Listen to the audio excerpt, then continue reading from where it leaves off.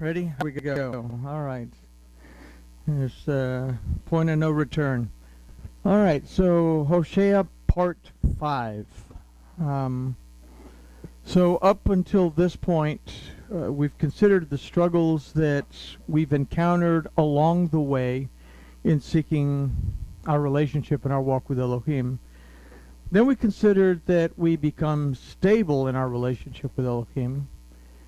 Last week we talked about actually becoming complacent in our relationship with Elohim, that we're neither moving forward or moving backwards, we're just stuck. And something that we considered was in verse 6 of Hosea chapter 2, that when Elohim says, I will not have compassion upon her children, for they are the children of adultery or harlotry, is the idea that this word for compassion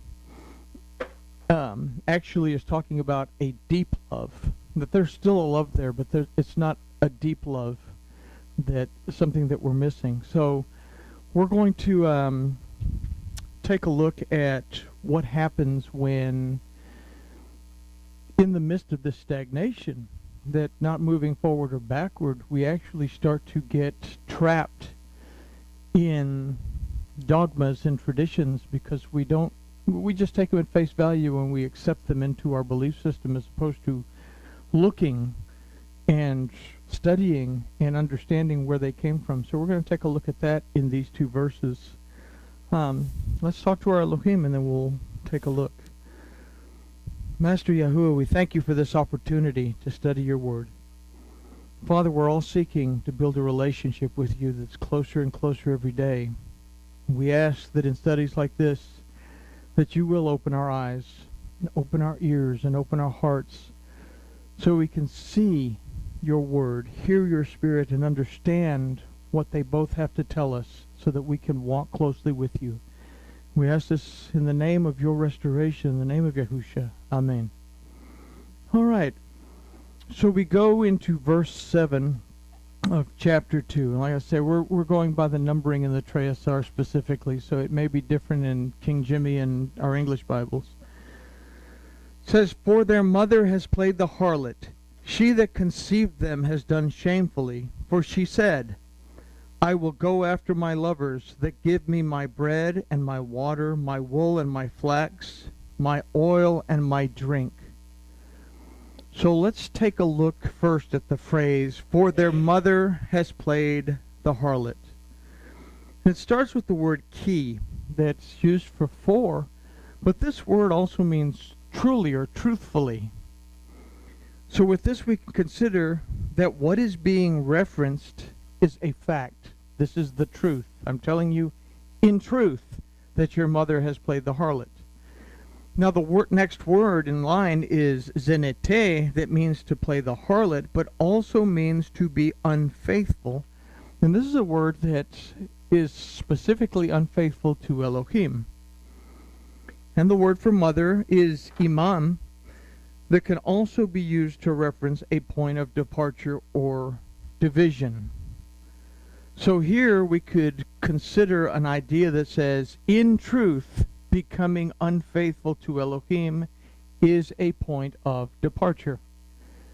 So when we allow dogmas or traditions that don't line up with the word of Elohim, that starts a point of departure, a point of separation. And if we continue in it, well, naturally the gap grows wider. So it's something to consider. Now the word for she that conceived is horatam, that comes from the root hara, that also means to conceive, to contrive, and contrive means to creatively invent, and to devise. The word used for shamefully is kovisha, that can mean ashamed, but more specifically, it means to be dried up or to become withered. So it can mean ashamed or confused. But more specifically, this word means to become withered, to dry up. Now, here we can consider that the point of division, The point where an alienation from Elohim begins is when dogma and tradition are conceived, contrived, creatively invented, and devised that do not fall in line with the word of Yahuwah.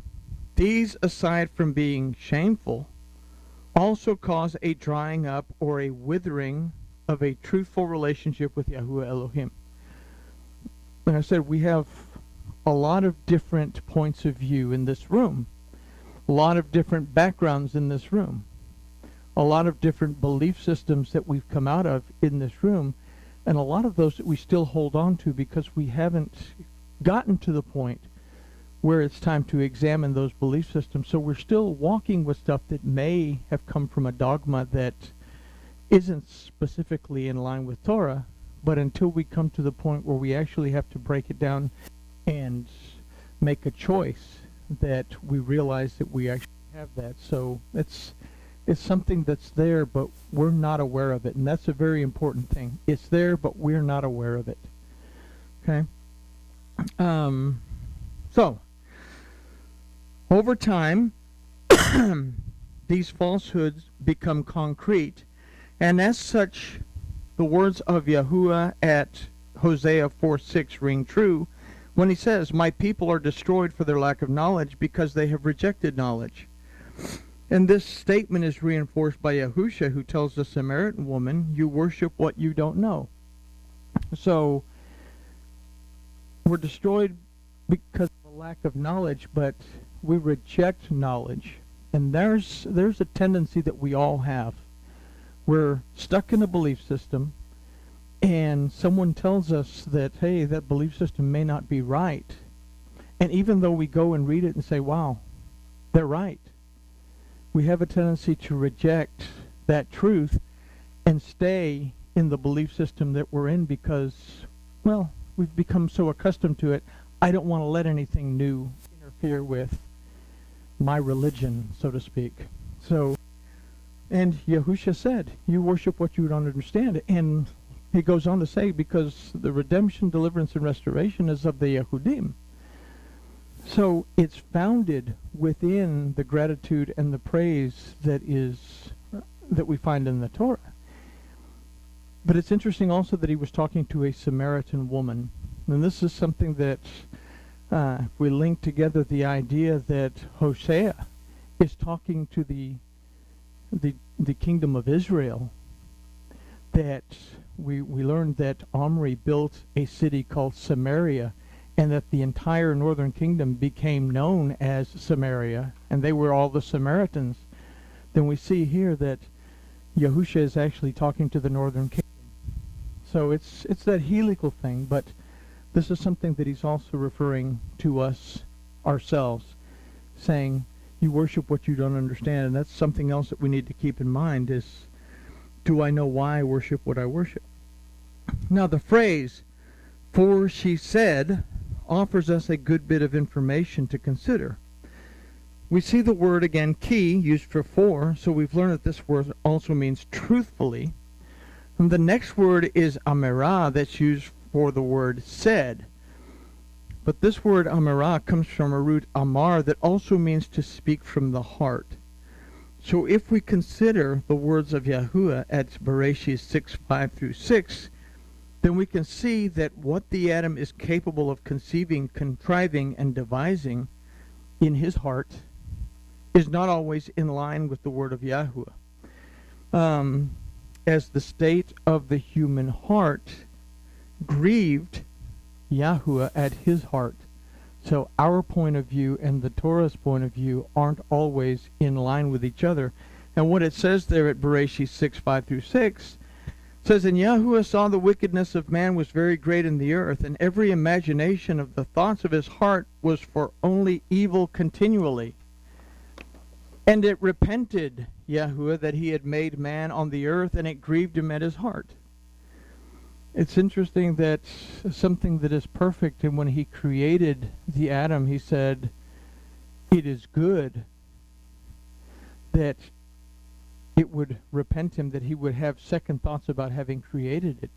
Because we say, well, the word is perfect, his will is perfect, But we can also look into this, that there's a line in the Torah, in Bereshit 2, where Elohim says, it is not good that the man should be alone.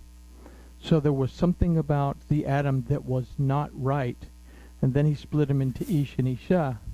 And then we consider that it grieved him at his heart that the spiritual inclination of the Adam had fallen into disarray.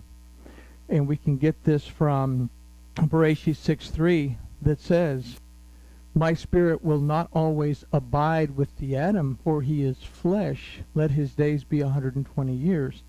So my spirit will not always abide with the Adam because he is flesh. He's more carnally minded than he is spiritually minded.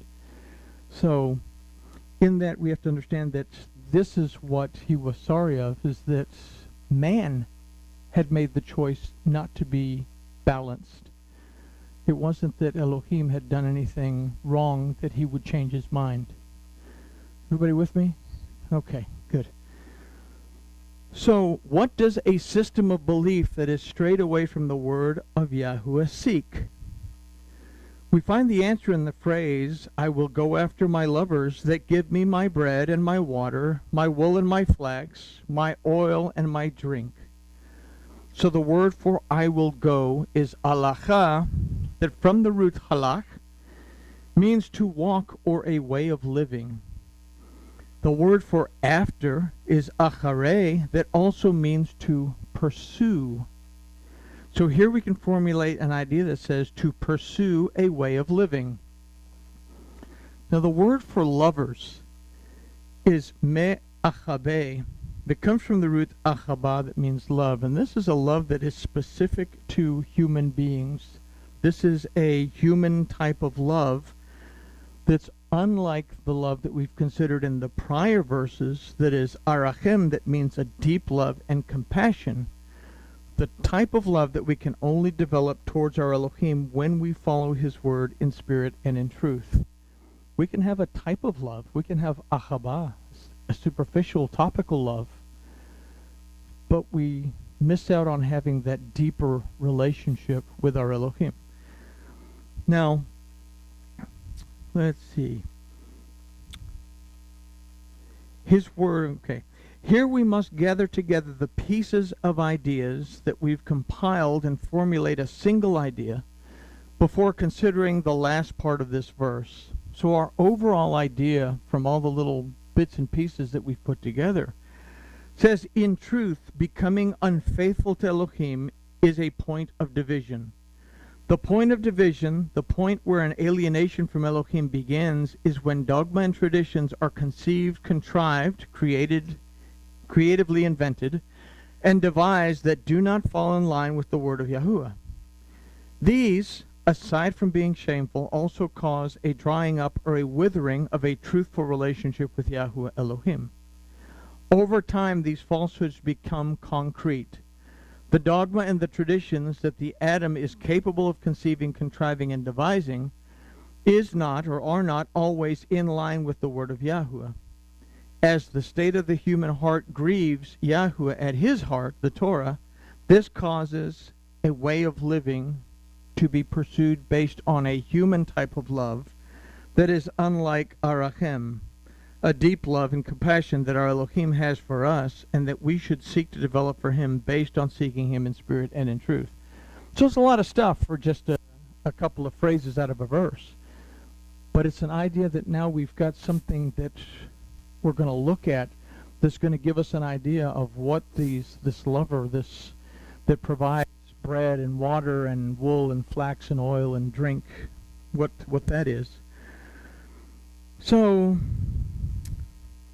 it should say, I make the following statement for consideration during prayer. It's a statement that must be taken seriously. And this is based on what we've come to this point. And that statement is, to say I love my Elohim while unintentionally holding on to false dogma and tradition is a true statement.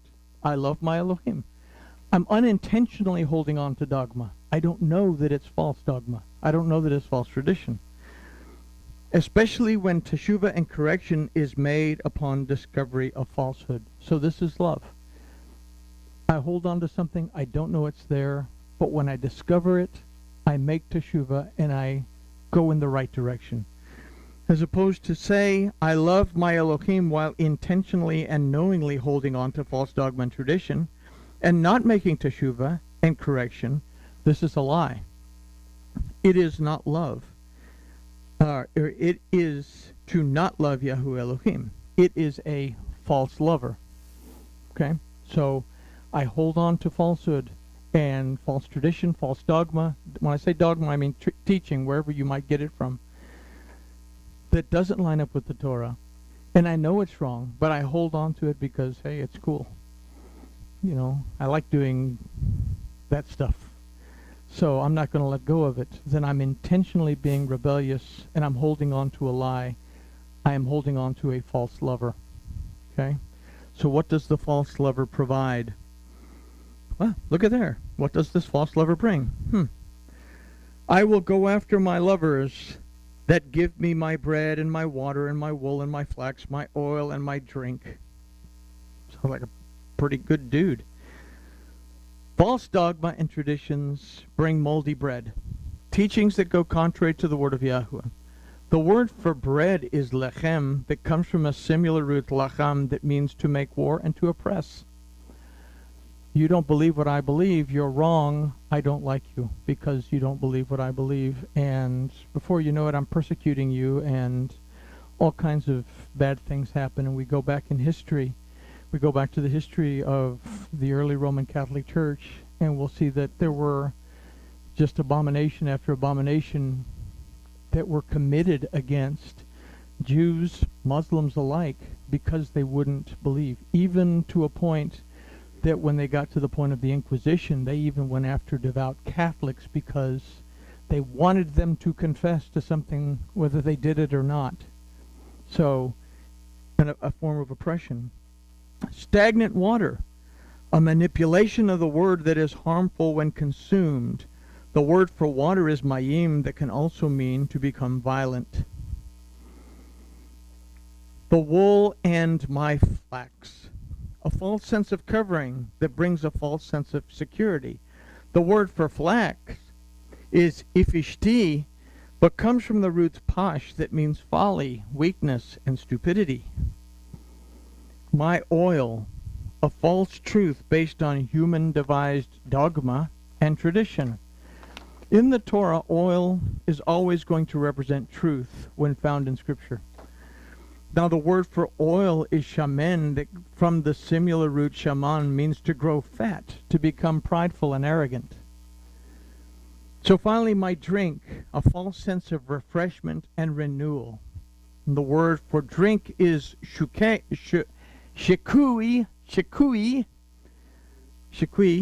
meaning to refresh, but comes from the root shaka, that among other things means to drown. So recall that it wasn't the rain coming down from the heaven, the true word of Yahuwah, that killed an evil generation. It was the floodwaters, the word of Yahuwah, that they trampled underfoot, that drowned them. Okay? Whenever we read about rain in the Torah, the Proto-Hebrew mindset for rain is its life. It's something that brings life. But in this case, when it hits the ground, we're trampling it underfoot. We're trampling the word, and this is muddying it up, and it brings it up. And then, well, we can't swim anymore, so we drowned in false dogma. So, considering all of this, let's look at verse 8. Therefore, behold, I will hedge up your way with thorns, and I will make a wall against her, that she will not find her paths. The Adam knew that he had transgressed. Rather than make teshuvah and correct his transgression, he chose to make excuses. Thus, transgression became sin. So the following verses from Bereshit 3:17 through 18 tells us the result of this sin can be something that we can apply to our verse that we're considering. And so, and to the Adam he said, Because you have hearkened to the voice of your wife, and have eaten of the tree of which I commanded you, saying, You shall not eat of it, cursed is the ground for your sake. In toil you shall eat of it all the days of your life. Thorns and thistles shall it bring forth to you, and you shall eat the herb of the field. Now, we consider those. He believed Isha. And Isha is a spiritual representation. That's a false dogma. He believed something false. Something that Isha had contrived on her own. The commandment was very straightforward. You can eat freely from the trees of the garden. And it included the tree that's in the midst of the garden that we read earlier on. The tree in the midst of the garden was the tree of life. It says, but don't eat from the tree of the knowledge of good and evil. The day that you eat of it, you will die. And that's what Elohim told the Adam when they were still together. But she went as far as to say that when the serpent said, has Elohim not said? Then she said, we may eat from the trees of the garden. But she left out, freely eat from all the trees. Then she said, but the tree that's in the midst of the garden, we shall not eat from it or touch it. Well, Elohim had said the tree in the midst of the garden is the tree of life. She confused the tree of life with the tree of the knowledge of good and evil. And even if she'd have gotten the tree of the knowledge of good and evil right, he only said, don't eat from it. He didn't say anything about touching it. So she got it confused, and she took away from the word, and she made it fit her own dogma. Then she fed this dogma to her husband, and her husband ate into it, took it in. And this was the transgression. When Elohim said, where are you? He said, I'm naked. How did you know you were naked? Instead of saying, because I have transgressed your word, I ate from the tree you told me not to eat, forgive me, and then it would have been forgiven, and they would have adjusted their schedule to make this work. He simply said, the woman that you gave me fed it to me. And then the woman said, the serpent fed it to me. So nobody made teshuvah. But because of that, he has to till the ground amongst the thorns and the thistles. We consider the earth, the ground, we're made of chadamah, we're made of the ground itself. That in order for us to be productive and bring forth the trees that bear fruit, we have to be able to till the ground, but if it's filled with thorns and thistles, then we don't produce much fruit. And we consider this in that helical loop, and I know this is a lot extra, but it comes to me so. That helical loop, the Torah was given at Sinai, a place that means thorns and thistles, so that they could make the decision, everything that Elohim says that we will do, or I'm going to have somebody else listen for me and tell me what it says.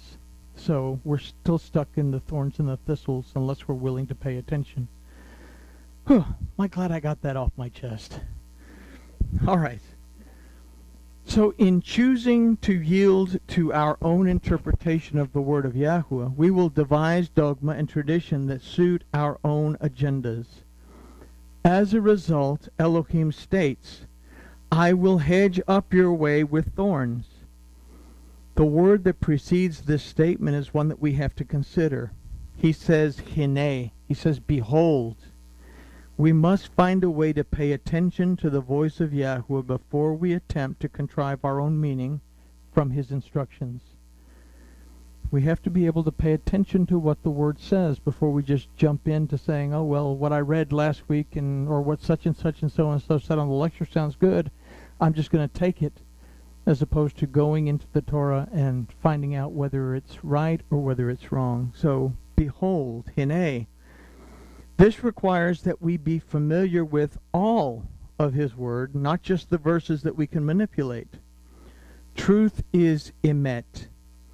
That what we believe must stay in line from the beginning to the middle and to the end. And we see that in the word emet, that is composed of the aleph, the first word of the alphabet, the mem, one of the two middle words, and the tav, which is the last word.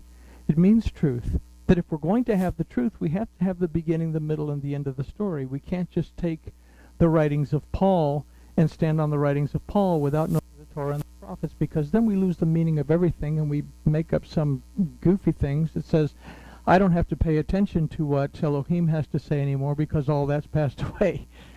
Yeah. So there we go. So we have to understand what the beginning, the middle, and the end has to say. We must be able to behold this. Otherwise, Elohim allows our path to be hedged up with thorns. We struggle to find truth and meaning amongst the briars of false dogma and traditions that have been growing wild over the centuries. You say, well, that's kind of harsh. He allows these things to come up. Well, if we're not tending the garden like we should, I mean, I could ask Miss Dodd, what happens if you don't take care of your garden? Well, it gets overrun with weeds. It gets overrun with thorns and all the stuff that you don't want it to have. So we have to be able to take care of the garden, but he allows it to be overrun with the things that shouldn't be there, because if we're not going to take care of it, well, he's not going to take care of it for us. So we struggle to find truth and meaning amongst the briars and false dogma and traditions that have been growing wild over the centuries. It is from this concept that we can clarify, or that we find clarity in the last phrase of this verse. I will make a wall against her, that she will not find her paths. And we can equate this phrase to these verses from Bereshit 3:23 and 24. Therefore Yahuwah Elohim sent him forth from the Garden of Eden to till the ground from where he was taken. Where was he taken? Where was Adam formed? Well, the Adam was formed outside the garden, and then he was placed inside the garden. The only way to get out of the garden is to choose to transgress, and then you'll be placed outside the garden. So therefore Yahuwah Elohim sent him forth from the garden to till the ground from where he was taken. So he drove out the Adam, and he placed at the east of the Garden of Eden a cherubim and a flaming sword which turned every way to keep the way to the tree of life. So we find ourselves separated from Elohim, and as we insist on finding our own way, according to our self-conceived dogma and tradition, we stumble, and we cannot truly find truth in our way. We cannot truly find truth in our way. Many people illustrate this as the church hop, never finding satisfaction in the multitudes of doctrines and traditions that have come into existence and cemented themselves into various systems of belief. This study, like the book of Hoshea, serves to force us to look at what we believe and examine every aspect of our relationship with Yahuwah, our Elohim. We have many teachings that we still cling to because we've not discovered that they are contrary to the instruction of Yahuwah. From this study, we will hopefully understand that when we discover a dogma or tradition that's not in line with the word of our Elohim, we must cut it loose and push it away. Otherwise, we're seeking bread, water, wool, flax, oil, and drink from lovers other than the one who loves us deeply, who is Yahuwah, our Elohim.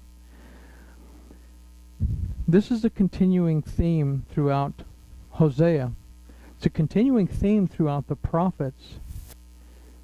Because what is Elohim trying to accomplish before that final Neilah service, when the door closes and the Torah is inside and you have a choice of remaining outside or inside? What's he trying to accomplish?